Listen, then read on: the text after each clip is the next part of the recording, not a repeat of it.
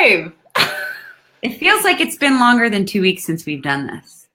It does. In other words, it's been a really long 2 weeks. It has. It has. Both of our husbands are traveling, right? I feel like that always makes it feel longer for me anyway. God, and the kids are like, I think full moon, like here we go. It's like all over again, full moon. Coffee talk. Cheers, girl. Hello, Emaya Circle. This is Michaela and Connie. This is our coffee talk. It's Friday. We're so happy to have you. And for those of you that are catching the replay, welcome. Comments, let us know you're here.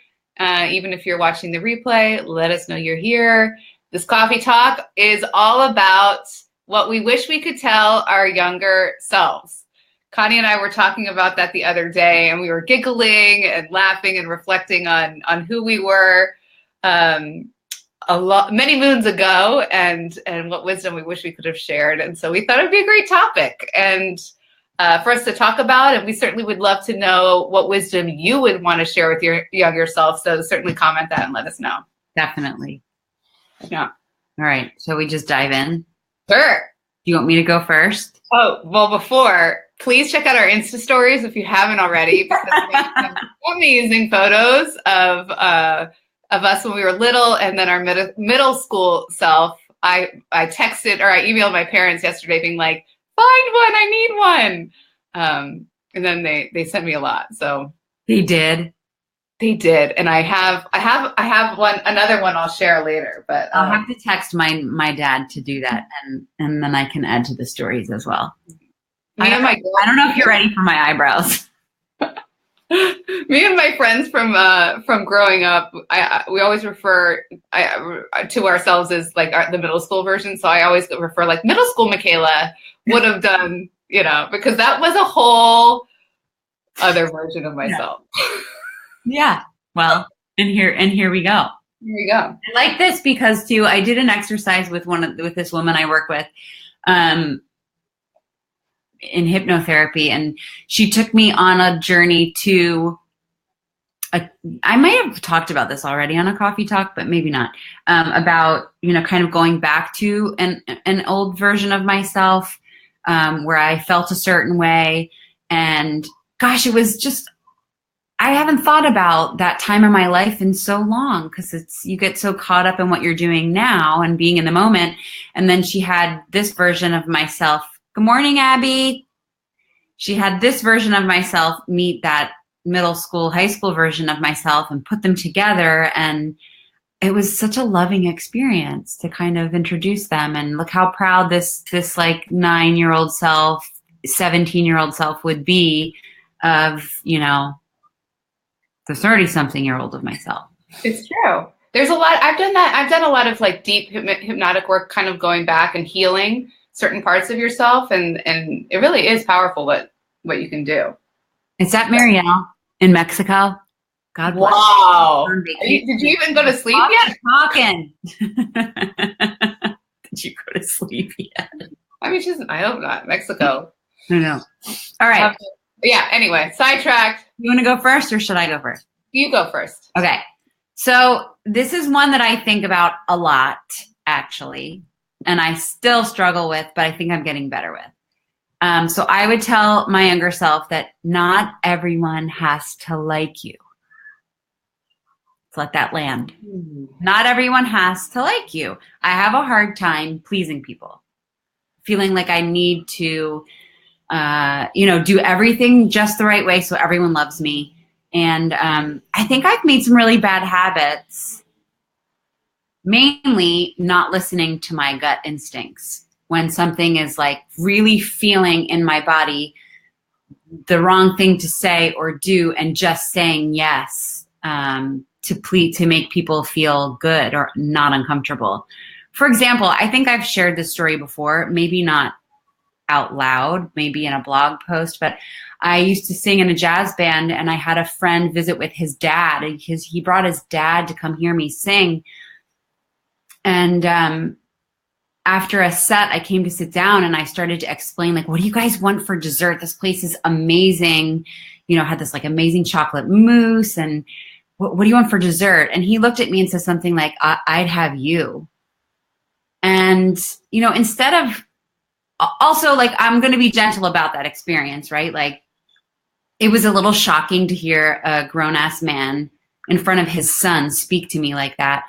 But I just wish that instead of like letting it land being uncomfortable and then speaking my truth that wasn't okay, I was like, brushed it off. And then I gave him a hug goodbye.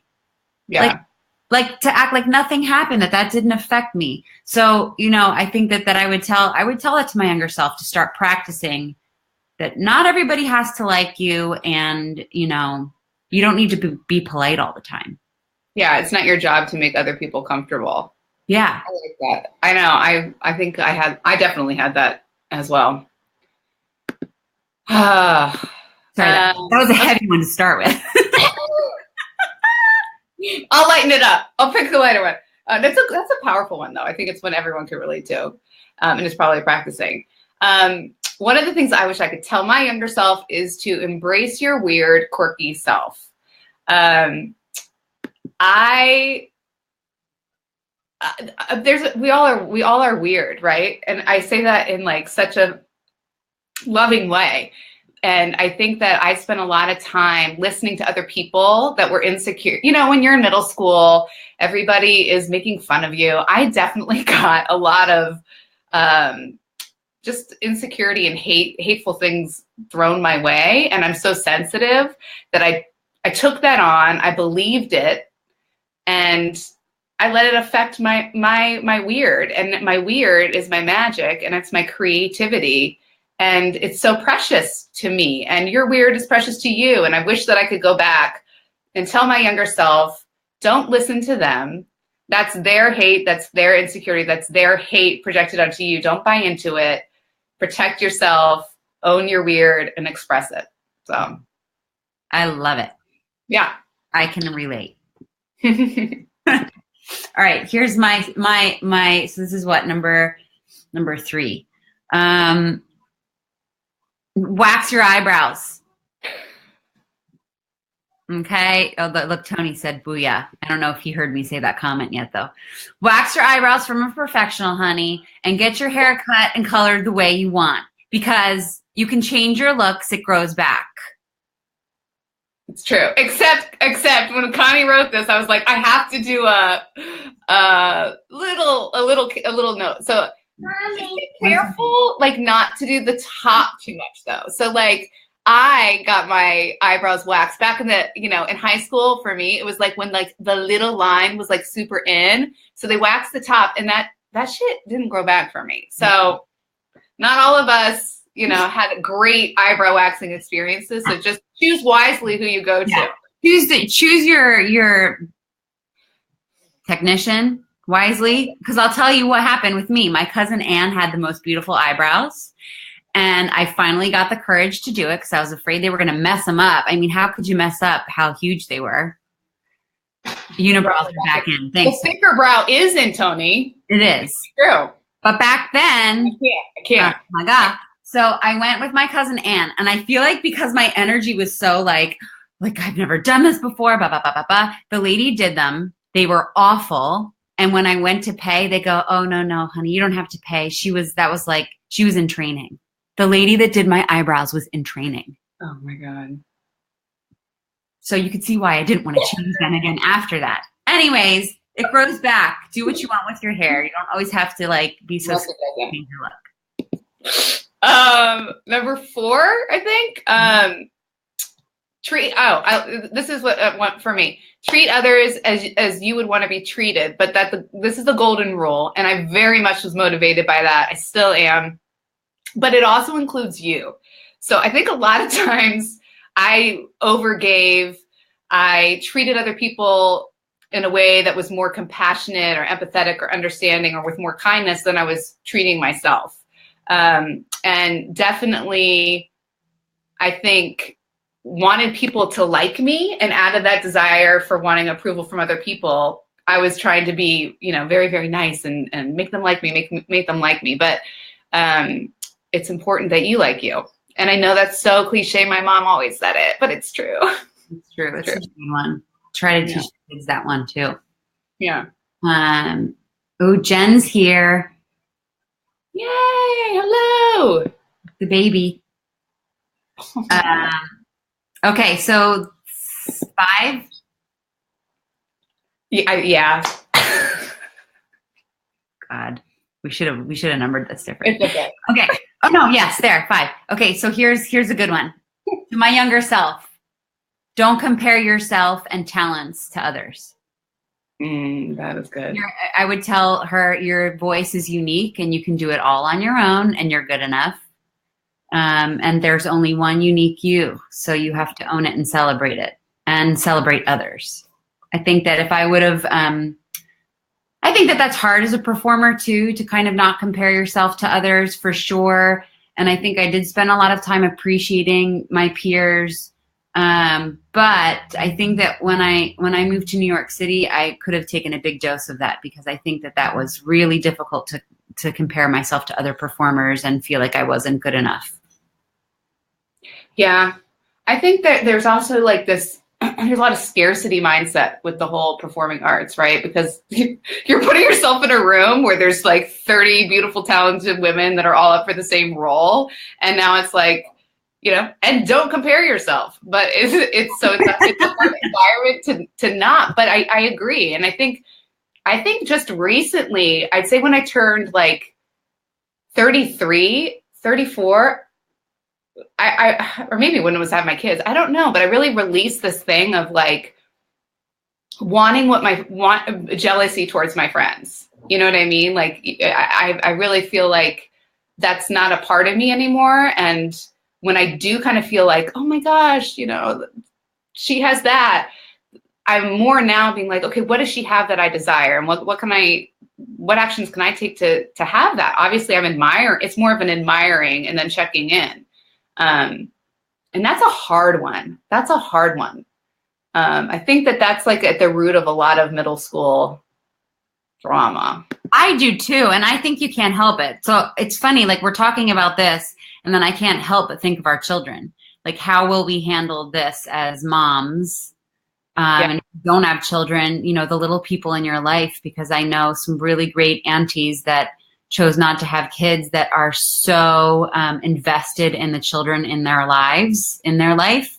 And it's a beautiful thing to be able to give that gift to someone that's younger, because it's not easy. Yeah. I was just having this conversation with my daughter the other day of like, it stems from the need to be perfect. She was like, is my outfit perfect today? And I said, no, nothing's perfect. And she starts sobbing. She's like, you're that. And I was like, okay, I didn't realize I was opening the floodgates, but I was like, I want her to know, like, don't try to be perfect. That's just, it's not going to last. It's not a good. You got to pick your battles there, Kayla. I didn't realize that was such a teach a life lesson, you know, like. Yeah. I don't know. I think we kind of already touched upon this. Here's one of mine is again, this is so cliche because my mom used to say it literally all the time. I really had a hard time in middle school because I was very much awkward looking. And as you'll see if you check out our Instagram photos, and I'm going to show another, I'm actually going to write a blog post about this. There's a photo of me. I was in the middle school play. I was the North Wind in the play called East of the Sun, West of the Moon. And my role was to just come on stage and fly these people somewhere. And I had Coke bottle glasses, long stringy hair, a mouthful of braces. And again, I was in my nature to embrace my weird. And I was like so into it. And then all of a sudden, this asshole who I've had he's just a jerk, starts barking from the stage. And I can hear him. And then his friends chime in. And I can hear people barking at me on stage. And I still like get so upset. And I pray my kids never have an experience like that. But it made me realize, like, people can be mean, right? And that it's not, that why, again, trying to believe what other people are believing in me. And I did for a long time. Like I let that make me ugly. Why? I made a meaning out of that.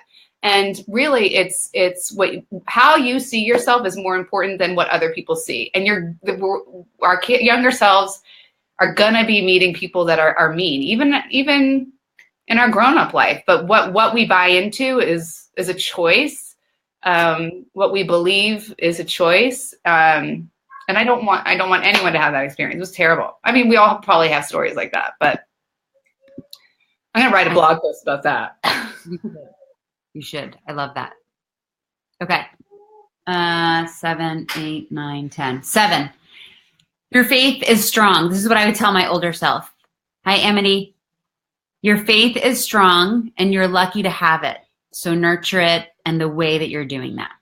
So I grew up, I went to a Catholic school from the time I was really little to high school till I graduated. And I think often about how lucky that was, that I grew up with a strong faith and friends that were coming from the same values. So not everybody was Catholic that went to the school. And it really was a beautiful experience. I think that they taught a lot about, like what you said, like treating your neighbor as yourself, and that God is love. And, I would do it all over again. And I kind of wish I could give it to my kids and that's a whole nother topic in a different way. But, I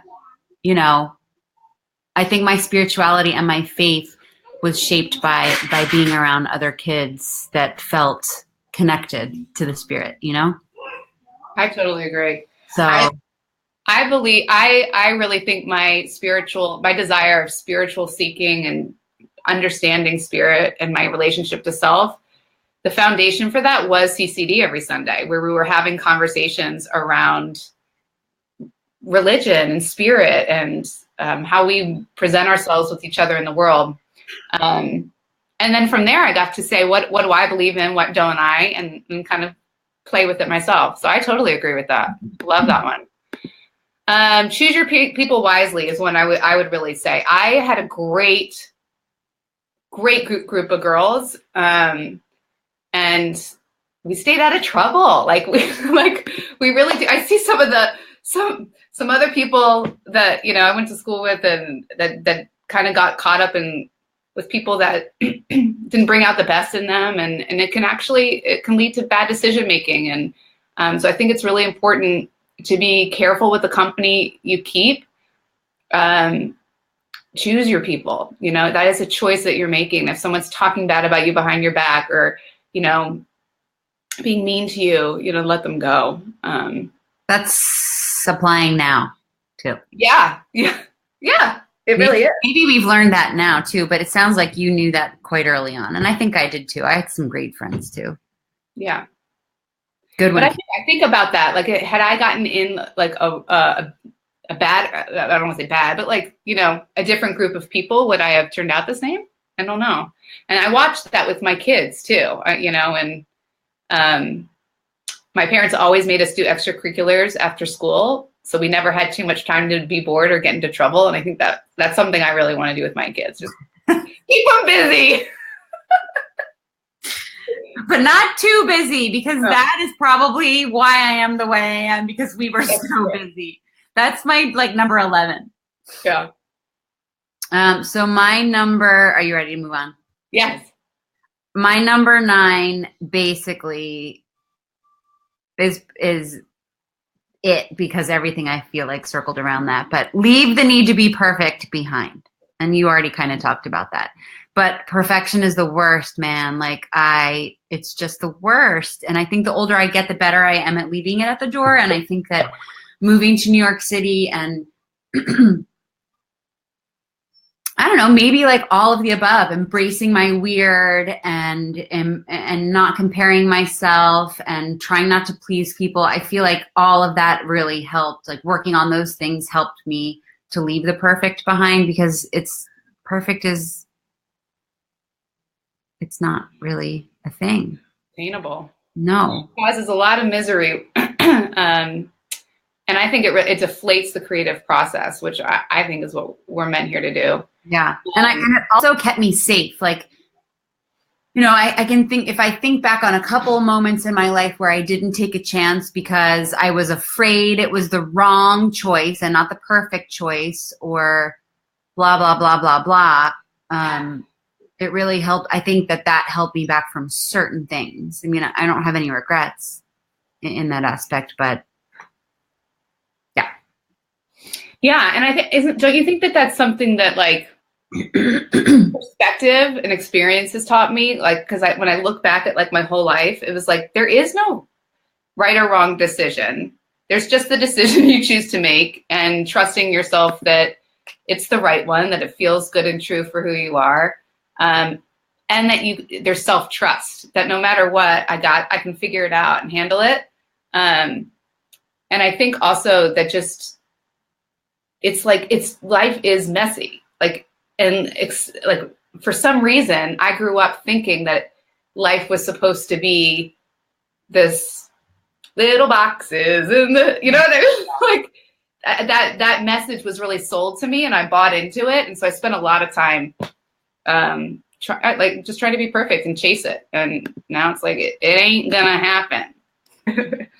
My last one is kind of the same thing that you were just saying. And it's just to relax and, you know, let your expectations go, I think, and, you know, do the work. We talk about this, like, know what you want, know who you are, know what matters to you, and, you know, make choices that align with that, and then kind of just relax and let life unfold. Embrace the messy and just do the best that you can, you know? When you think back to on those moments, everything was so like, I don't think it's just because we're dramatic people. My mom might say that, but everything is so like elevated. And like, Maya threw the hugest temper tantrum last night and was like, we have to go to have our picnic. Like, I looked into her eyes and like, she like literally lost her shit. It was terrible. But I can remember feeling that way about like not being able to, when my mom was like, you're not going to that party. And like, oh my God, my life is over. Everybody is going. You're ruining my life. Yeah. We kind of have to go through that rite of passage though, to get to, you know, this top 10 of what we would tell ourselves, because life, right? Like everything is high stakes when you're learning. I just am glad we grew up when we did. And I'm terrified for social media. That's another topic. It's going to look like for our kids. I'm not really even laughing about that, but yeah, I often think like the mean girl, the bully thing, it scares me. That's another topic. Yeah, but I think I also, like, my mom was just reminding me though that, you know, how mean I was to her when I was a teenager, and that, you know, that's part of it. It's like you have to separate in order to, you know, figure out who you are as an independent, and you have to learn these things. Yeah. And so kind of that balance of being where you're at, and then, gosh, hindsight is certainly 2020. And yeah. I'm sure in 10 years we'll have lots of things for advice for who we are right now. I'm sure. It's true. All right, I guess we should start wrapping it up. But before we do, next Sunday, May 6th, I am holding a workshop. Michaela and I have created a beautiful workshop, and even though she's not going to be with me physically, she'll be there in spirit and in the activity. But it's been a while since we've done something live, so we thought it was time to do a workshop. So it's called Back to Her, and I'm just so excited. It's going to be at Yoga Vita, and it's just for us gals, and we'll circle up and do some yoga and meditation. We'll do some partner work and dig deep and really just explore who we are as women, who we want to be, and how to get there, you know? Yeah. And I think one of the things also is, I think we've been talking a lot about just the power of going within. Like when you're trying to make those big decisions, or when you're trying to make life perfect, usually that's just all outside noise that I believe is reminding us to go within, reconnect to self, because the answers always lie within. The power, it lies within. We're always so busy. So taking like 2.5 hours out of your day to just come back to your heart, it's really powerful. And Connie's such a beautiful, gentle, wise guide. I'm really, really feeling sad that I can't be there with you. I am too, because I feel the same about you. I hope that I do your portions justice. I will practice and practice, but you will be there in spirit, and we are going to miss you. It is better together, but at least we're doing something. Soon enough. Soon enough.